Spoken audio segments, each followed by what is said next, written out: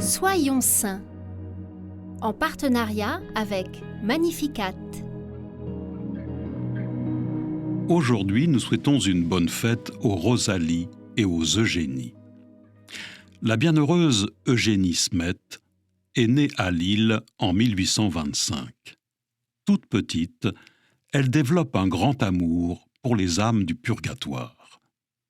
Lorsqu'elle devient religieuse, elle reçoit le nom de Sœur Marie de la Providence.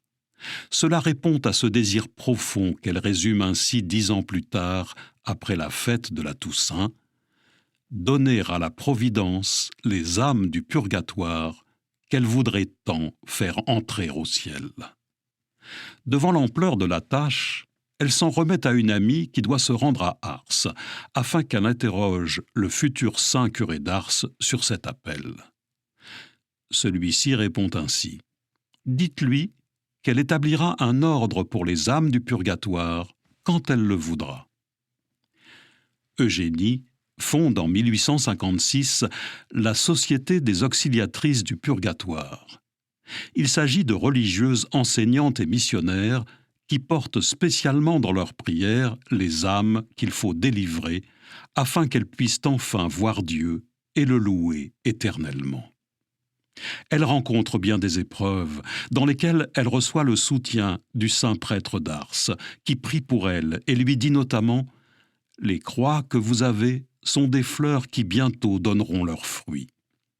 Cette communauté ne peut manquer de réussir. Si Dieu est pour vous, qui sera contre vous? Une maison qui s'élève sur la croix ne craindra plus l'orage ni la pluie. C'est le sceau divin. » Cette amitié qui a pour source le Christ nous montre que la communion des saints se vit déjà sur la terre. Elle est d'autant plus touchante qu'ils ne se rencontreront jamais.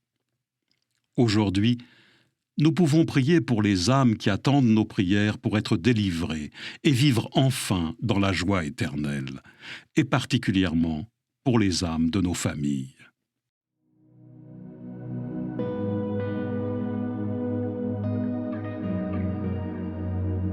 Bienheureuse Eugénie, ta vie nous rappelle que nous pouvons mystérieusement sauver une âme et lui donner le plus beau cadeau qui soit, sans même l'avoir connue.